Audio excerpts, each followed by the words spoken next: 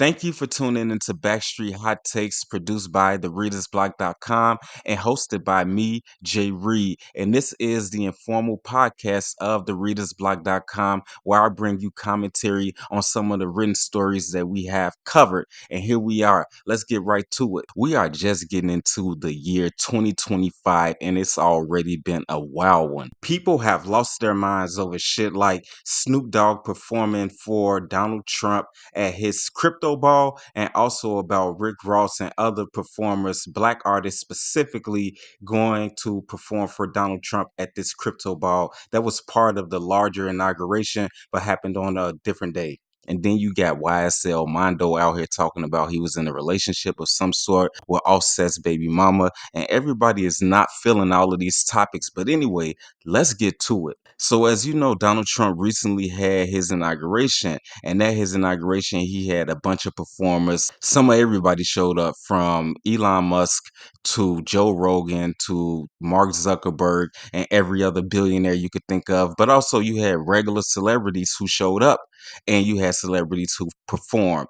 People like Snoop Dogg and Rick Ross have pissed off the black community, particularly Snoop Dogg. This is what Snoop Dogg had to say about Trump supporters or anybody supporting Trump's ideals. Don't apologize, man, because a lot of my fans get mad at me when I talk bad about him. But I don't. I think it's safe to say most people in our culture do not. Well, rock you need with to Donald know Trump. that you need to know that a lot of your fans is racist. Ain't no See- fucking way around. Don't even try to put no I don't cut. even want to put anything around I it, yeah. do. I don't give a fuck. I Yeah. tell him straight up, motherfucker. If you like that nigga, you motherfucking racist. Fuck you and fuck him. Now what? All right, Draw the line, nigga. He drew the lines. exactly. He drew the motherfucking lines. Before him, there were no lines. Everybody was everybody. We respected everything. We didn't trip. But nigga, when you drew the line, nigga, start pointing motherfuckers out and saying, nigga, fuck y'all then, nigga. Yeah, that's how I feel. You and them. If you're just tuning in, we're talking Kanye about too, Donald Trump. nigga. Don't forget about him too. Fuck you. As you hear from that, Snoop Dogg was really upset with any black person who was talking about voting for Trump or being part of MAGA or anything like that. And everybody is upset with Snoop Dogg. They're saying that he is basically a hypocrite because he chose to go ahead and perform for Donald Trump at that inauguration. But let's take a look at something else, though. Black people are not the only people upset about people performing for or bending the knee to Donald Trump. Recently, everybody got upset with Mark Zuckerberg because he announced that he was laying people off and that he would no longer be investing in his DEI efforts to appease the state, if you will. That's what he says he was doing. He said he really didn't have his heart into fact checking on Facebook or doing any DEI efforts. And so everybody is upset with Mark Zuckerberg. They're saying that he bent the knee to Donald Trump and that he's basically become a puppet and that he's an oligarch trying to use his money to influence the government. Like they said that Mark Zuckerberg had something to do with TikTok getting shut down. If you go back and look at all the complaints Mark Zuckerberg made about TikTok in 2016, you get to see that he made the exact same complaints that Congress made in order to get TikTok shut down. They say that he sat down with his money and some lobbyists and he employed those people to convince congressmen and the White House to come after TikTok. And it wasn't just Democrats, it wasn't just Republicans, it was Democrats and Republicans and anybody who wanted to get some of that money. So that's something very important to keep in mind. And then you have stuff happening on CNN and even in underground news. You may not have ever heard of TYT, the Young Turks. The Young Turks bill themselves as an independent progressive news station. Well, recently, the founder of TYT, along with somebody who works for him, I guess, Anna Kasparian, they went and they met with Donald Trump. They said they went to go talk to Donald Trump to get his side and that they wanted to mend a relationship with Donald Trump because they had been, you know, getting down on him in the past or something like that. But Democrats and progressives feel like Cenk Uygur, Anna Kasparian, and some of TYT is bending the knee to Donald Trump to appease him, but also to try to get some of that Republican money. And so when you think about Snoop Dogg, Rick Ross, and all of these other people, what do you think about? Taking a look at Rick Ross and his personality and what he's been about, he has always been about luxury, living a lavish lifestyle, having 14 cars, Rolls Royces, flying overseas, having private rooms and private hotels and all of this stuff, a private island maybe. So Rick Ross is a person of luxury and he wants to be around that. He wants to be around that class of people. And I didn't know Snoop Dogg was this way. Now, a long time ago, I looked at Snoop Dogg as one of these guys who was extremely down to earth. You couldn't move him with money, and he was so much of who he was, you couldn't change him. You couldn't buy Snoop Dogg. That was a very long time ago. I know that Snoop Dogg is a rapper, and I know that he's trying to get money. And I think about this from a business perspective as well. If you have a business opportunity, which is what you do, business. He's a rapper. He has a business opportunity to perform. Does he go do it? And in my opinion, I would have been like, you know what, go get your money. But at the same time, you have to know that all money is not good money. And that's where we come from when we in the hood.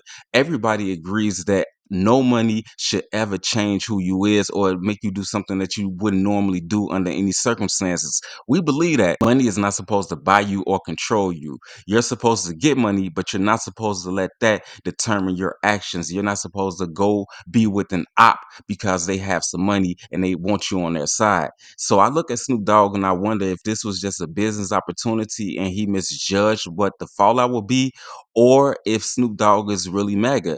Snoop Dogg is not a bad person, I don't think. And I don't think he's a bad rapper. I don't like his music. I'll tell you the honest truth.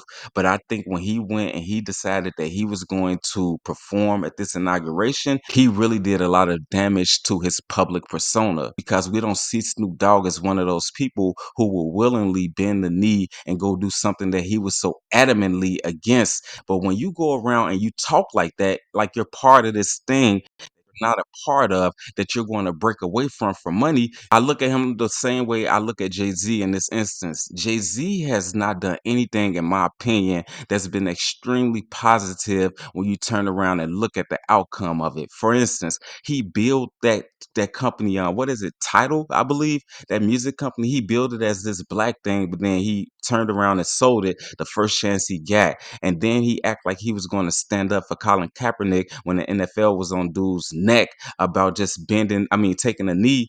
He acted like he was going to stand up for him, but then he went and I think he did some kind of deal with the NFL for the Super Bowl like that same year or following year. Jay Z is a snake in the grass ass type of dude. You can't trust anything he says, and I hate for that perception of who he is that we already have. Some of us do, for that same perception to be what Snoop Dogg eventually gets people to see him as, because when you perform for somebody you were so adamantly against, it seems like you are shucking and jiving, is what they used to call it. It's like you're standing before these people tap dancing for them with some makeup on your face to make your lips look bigger than they are, white makeup for your lips to look bigger than what they is. But that's just what people look at you as, some kind of shucking and jiving ass dude who's trying to sell himself, or who has sold his soul to get to where he is, or at least he's doing that now. And that wasn't Snoop Dogg's persona back in the day. Like I said, nobody ever thought about Snoop Dogg that way. And that brings me to a bunch of other stuff that's happening in hip hop. You got dude YSL Mondo. Now this is something totally different. But anyway, YSL Mondo caught my attention when I was reading about Snoop Dogg. I saw that he had been doing this tour of interviews where he's talking about he had some kind of relationship with Offset's baby mama. And so I decided to go read about this and I look it up. Apparently, YSL Mondo had been recording music in and out the studio with a female that he had met somewhere. And she was bad. They started talking and she was hinting at him that her baby daddy wouldn't like them talking or something like that. But he had never asked who her baby daddy was. So long story short, at one point in time, he decided that he was going to ask her or something like that. Whatever happened, it got out and he found out that Offset was the father of her kids. And so then he and Offset had some kind of conversation and he said that Offset started throwing some kind of shade at him. And he made note that he sees Offset's kids all the time, that he lived with them, and dude should have been cool with him being the stepfather to them. Well, at this point, YSL Mondo and the woman no longer talk. When you think about how he was perceiving the situation, I'm gonna be around your kids anyway, and blah blah blah. Dude, no, you're not. You're temporary. Offset has kids with this woman, and this dude was just some boyfriend. That's how Offset saw him, but dude didn't see himself that way.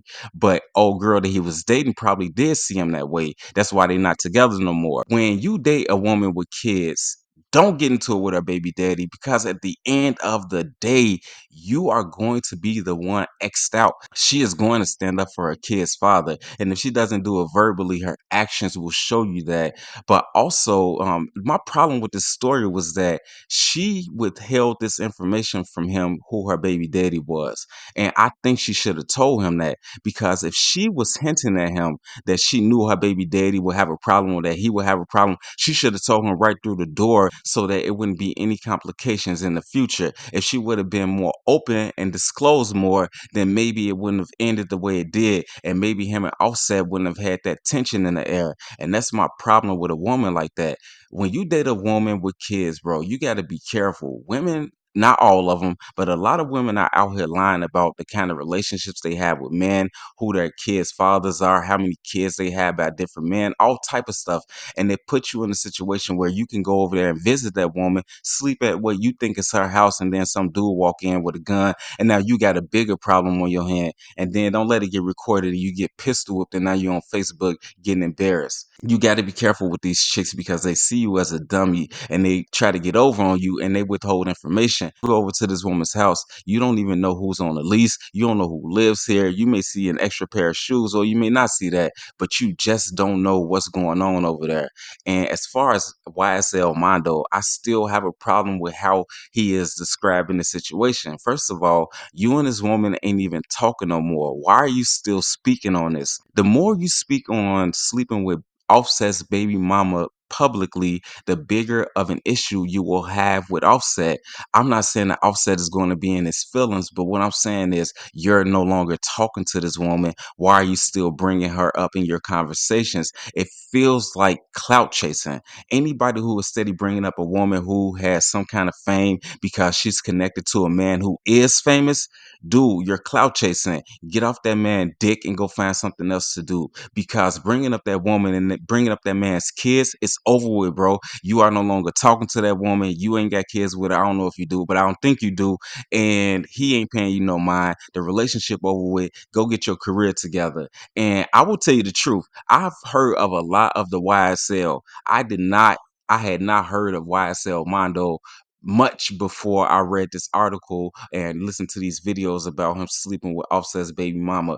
Other than that, I wouldn't even know who dude is, and I'm not even sure if he can rap. I can't even identify the man on the song. So I think that he should do more to promote his music and make sure that people are able to identify him from it, than to be out here talking about somebody's baby mama and letting that be the thing that you lead with every time somebody sees you. Oh yeah, I slept with Offset baby mama. Like, dude, come on, bro. Like, is that going to be your claim to fame, that you slept with Offset baby mama? Okay, cool. Now, what else? What else did you do? You sound like that dude, Ray J. Ray J be talking about Kim Kardashian and Kanye West, and Ray J was saying, I hit it first. Okay, Ray J, you probably did. You actually did. You got a video of you hitting it. And what did it get you? Kim Kardashian got a career out of it and became a billionaire. She has a lot of money, a brand, and her sister is a billionaire simply off of their brand, their name, and creating some simple products and then rebranding them with their name. But Ray J, who are you? What have you done? Where is your career today? Other than being on reality TV shows and being messy and arguing with females all day and getting punched up or punching people up, what are you doing? Who knows you? You hit it first, and where has it gotten you? Kanye West is a legend by all standards. If you look at music from Chicago, he's made it. But Ray J, you hit it first. What else have you done? And so, same thing. My same question goes out to YSL Mondo. Yeah, you hit it, that is Offset's baby mama.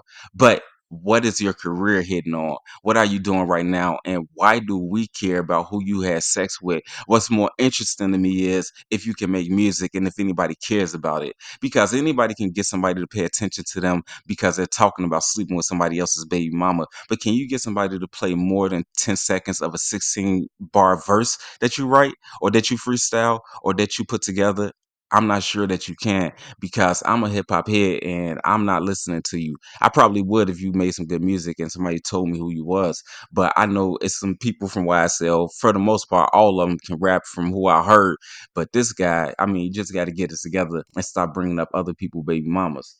And that brings me to something that happened not too long ago over right next to Illinois. This happened in Detroit. To hear the rest of this podcast and what happened with the Amazon worker in Detroit who got stabbed, and also to hear about the Baltimore mother who stabbed her daughter to death, go ahead and search the podcast, The Reader's Block, on any app you listen to podcasts, including Spotify.